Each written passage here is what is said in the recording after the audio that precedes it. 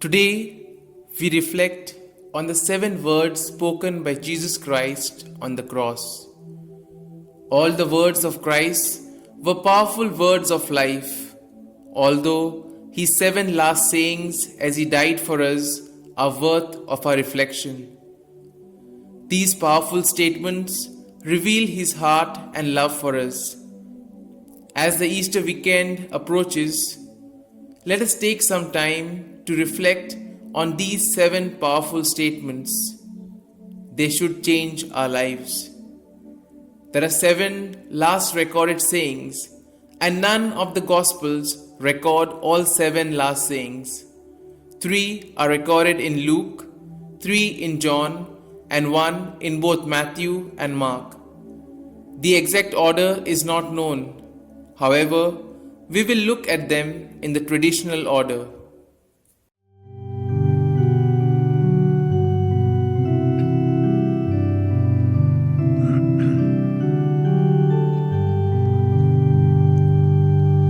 Create in me a clean heart, O God, and renew a right spirit in me. Create in me a clean heart, O God, and renew a right spirit in me. Wash me, cleanse me, purify me, make my heart as white as snow. Create in me a clean heart, O God, and renew a right spirit in me.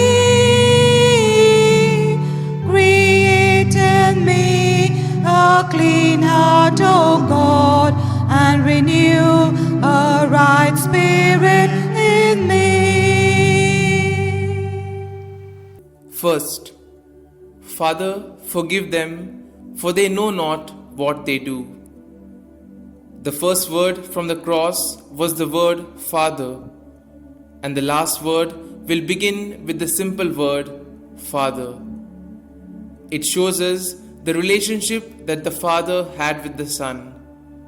It is also the kind of relationship God the Father desires with us, the kind that Jesus provides for us by his sacrifice on the cross. Love forgives. Jesus says, forgive them. Those who crucified Jesus were guilty, but it was through his heart that they would find forgiveness. It was our sins, my sins and your sins also, that put Jesus on that cross, and he offers us his forgiveness. For they know not what they do. Even though his enemies did not recognize him as the Messiah, Christ displays his limitless compassion. It is said that we are never more like Jesus than when we forgive those who have wronged us. The Bible admonishes us to be kind to one another, tender-hearted, forgiving one another as God in Christ forgave us. Prayer. Lord, thank you for praying for the forgiveness of those who did not know what they were doing. May we also be included in that prayer. If we sin out of ignorance or intentional, be merciful to us and give us your forgiveness in the name of Jesus Christ, our suffering Savior. Amen.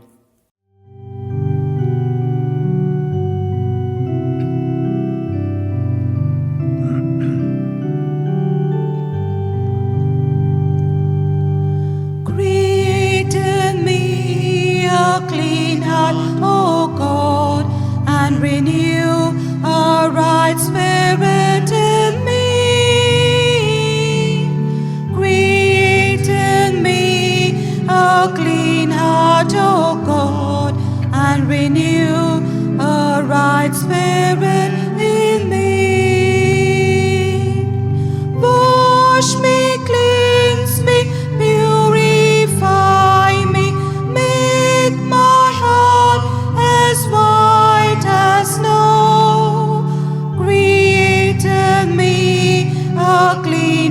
heart, O God, and renew a right spirit in me. Create in me a clean heart, O God, and renew a right spirit in me. The second word. Truly I say to you, today you will be with me in paradise. This passage recounts one of the most amazing prayers and promises in the entire Bible. Hanging on crosses at Jesus' right and left hand are two criminals, evildoers, also called robbers. While the criminal on the left was hanging there with just a few minutes left of life, hurled abuse and rejection at Jesus. He blasphemed him all the way to his dying breath. He rejected the only hope he had in the world that was right next to him. The other criminal was on the right of Jesus. He too had done many wrong things. The last thing he did was throw himself on the mercy of God. He admitted that Jesus was the only hope he had, and he asked Jesus to remember him. He encountered Jesus and he confessed his sins and cried out to him for mercy. Jesus forgave him and offered him eternal life. Jesus not only forgave those who were crucifying him, but he also forgave a criminal hanging next to him. 2 of the 7 last sayings Jesus made on the cross deals particularly with the subject of forgiveness. God, through his great love and forgiveness, is able to forgive even the worst of sinners. This is a beautiful picture of God's grace. If there is any story in the Bible that teaches us our salvation is by grace alone, through faith, and is not by works that anybody should boast and a gift of God, it is this story. God knows how deeply we struggle with the idea and concept of forgiveness.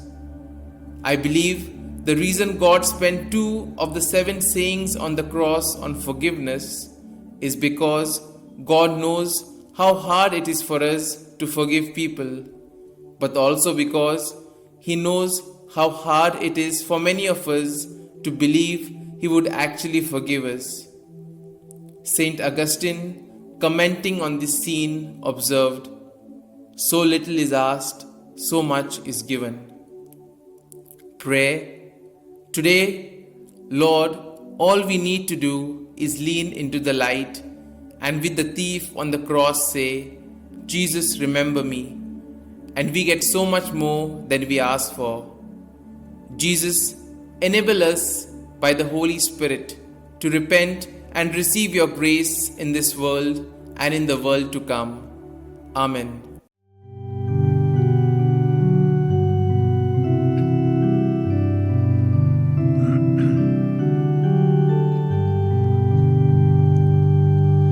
Create in me a clean heart, O God, and renew a right spirit in me.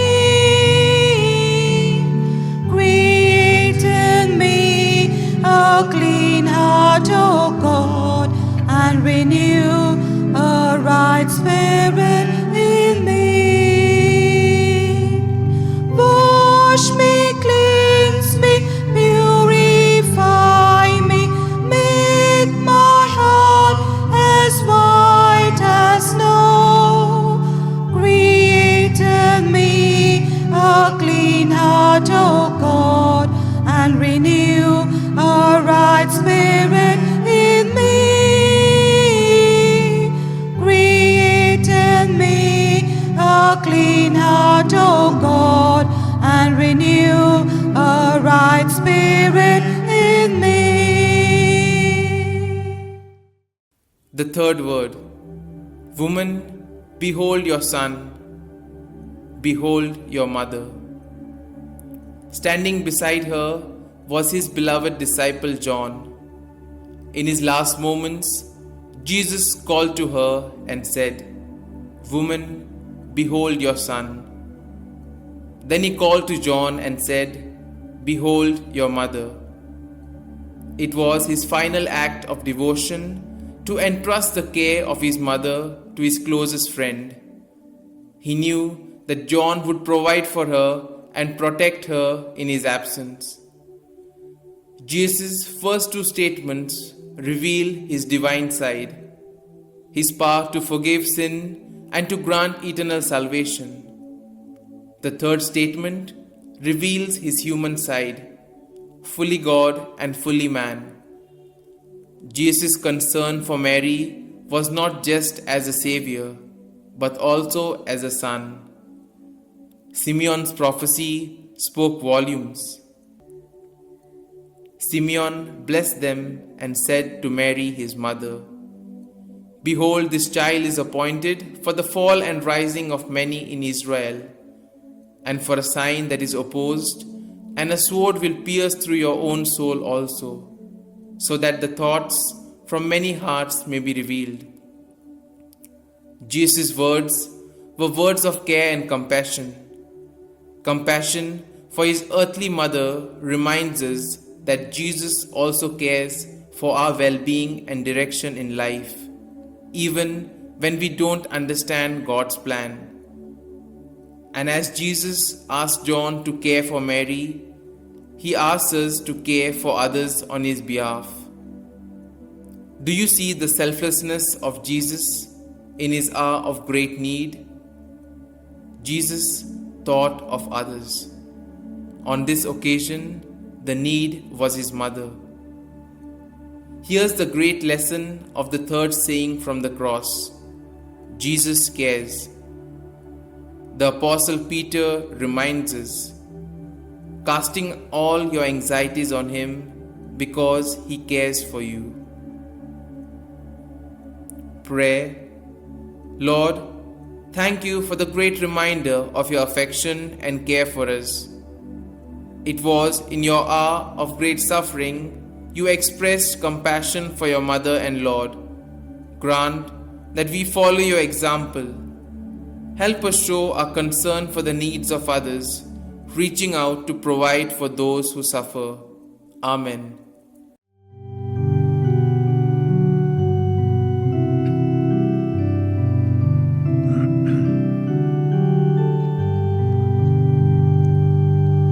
Create in me a clean heart, O God, and renew a right spirit in me. Create in me a clean heart, O God, and renew a right spirit in me.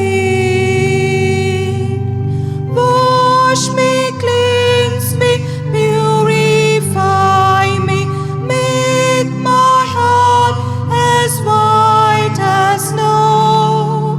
Create in me a clean heart, O God, and renew a right spirit in me.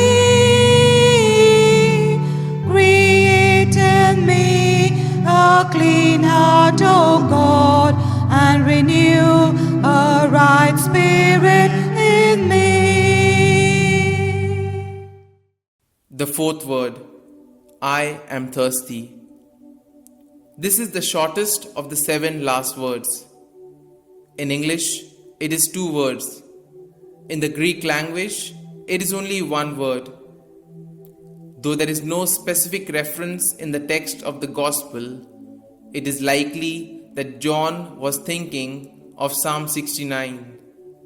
We see Jesus fulfilling the messianic prophecy found in Psalm 69. Questions arise to whether this is a physical or spiritual statement. Is he simply dehydrated and in need of a drink? Or is he making a spiritual statement of his soul? One could believe that it is both. As a physical man, Jesus became thirsty. Jesus, the fountain of living water. the one who says that if you come to him, you will never thirst again. This one got thirsty. He needed water. This again demonstrates his physical suffering, and therefore Jesus understands our suffering also. As I think on Jesus' statement, I am thirsty, I keep thinking of my own thirst. I am thirsty for him. My soul yearns for the living water, and Jesus supplies it. I am thankful for the fact that he suffered physical thirst on the cross so that my spiritual thirst for the water of life might be quenched. The living water that satisfies eternally is offered freely to us by the grace of Jesus, who thirsted in our place. And nothing outside of him will ever satisfy that thirst. Come and drink deeply from Christ. He thirsted for you so that you will never thirst again. Prayer. Lord, your words, I am thirsty, reminds us of the cry of the human heart. We also are thirsty, Lord, not for physical water. We need the living water of your Spirit to flood our soul. We need to be refreshed by your living water. We desire for your Spirit to fill us once again. We are thirsty, Lord, for you. Amen.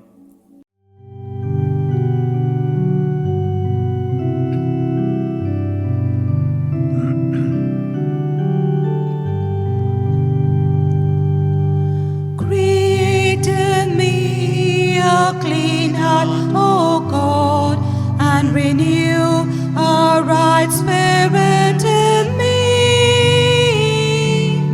Create in me a clean heart, O God, and renew a right spirit in me.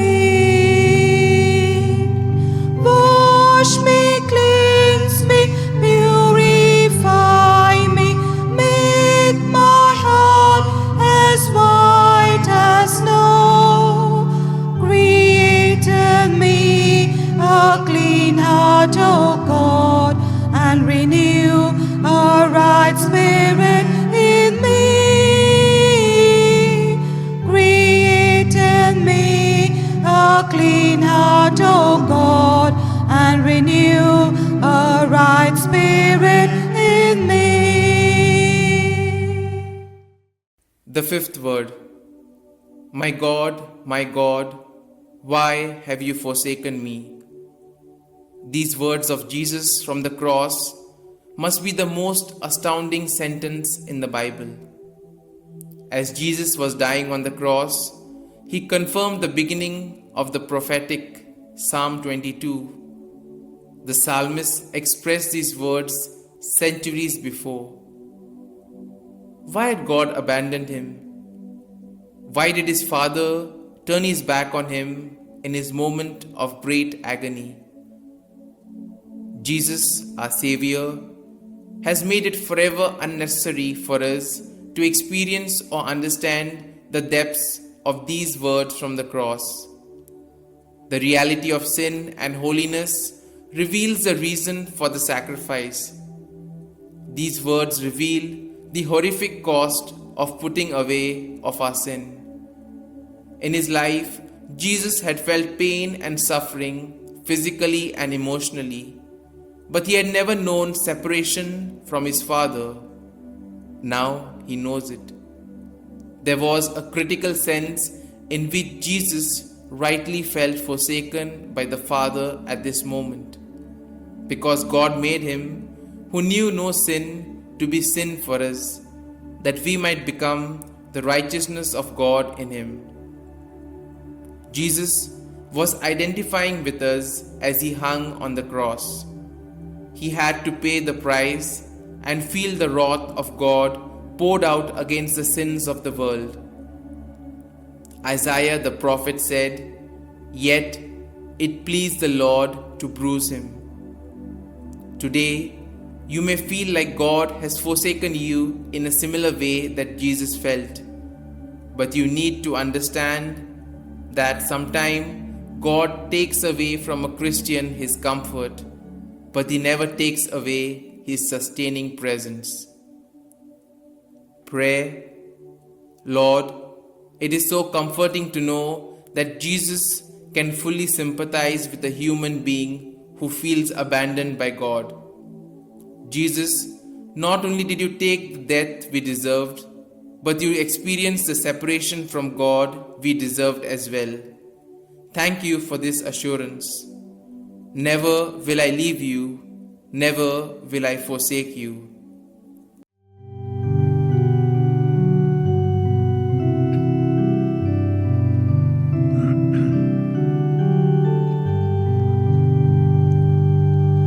Create in me a clean heart, O God, and renew a right spirit in me. Create in me a clean heart, O God, and renew a right spirit in me. Wash me, cleanse me, purify me, make my heart as white as snow. Create in me a clean heart, O God, and renew a right spirit in me. Create in me a clean heart, O God, and renew a right spirit in me. The sixth word, it is finished.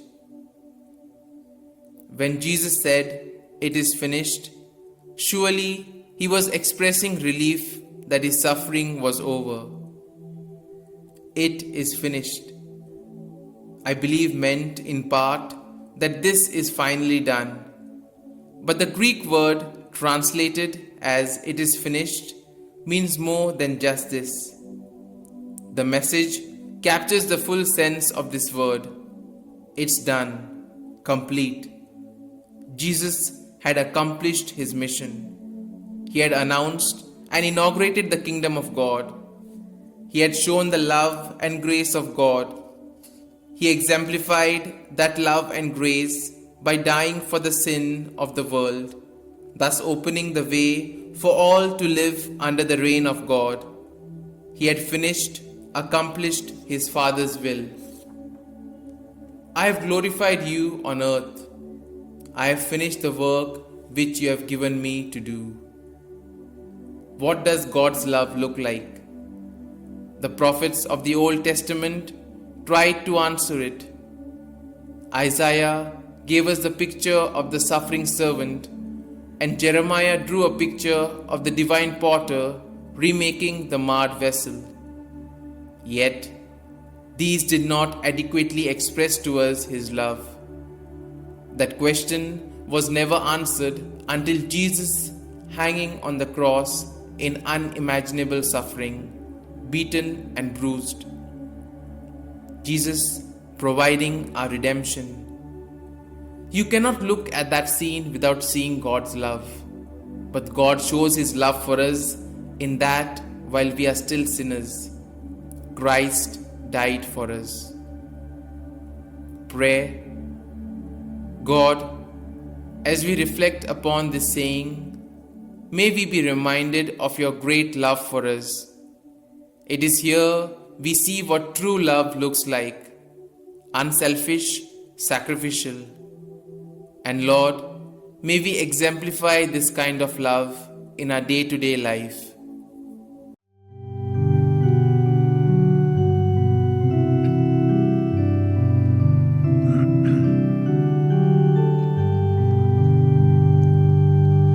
Create in me a clean heart, O God, and renew a right spirit in me. Create in me a clean heart, O God, and renew a right spirit in me.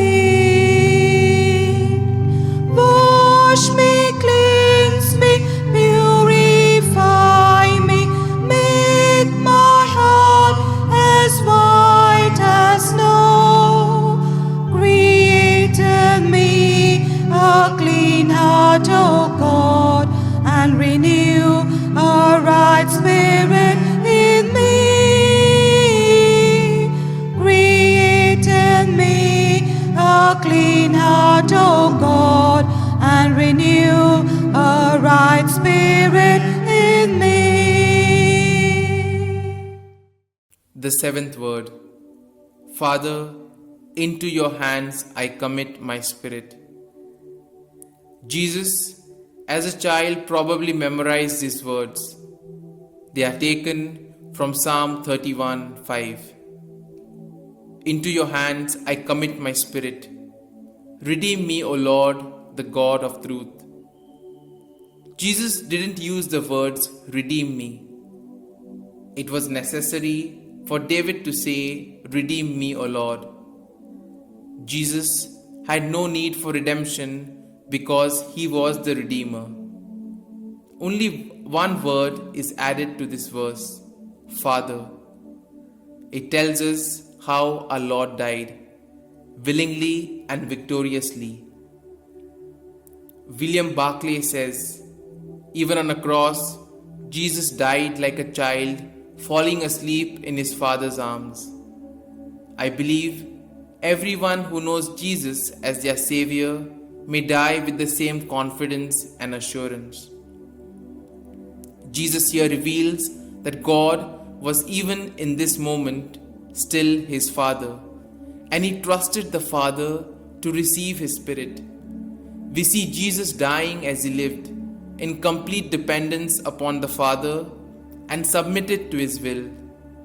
This final word of Jesus reveals to us how to die as well.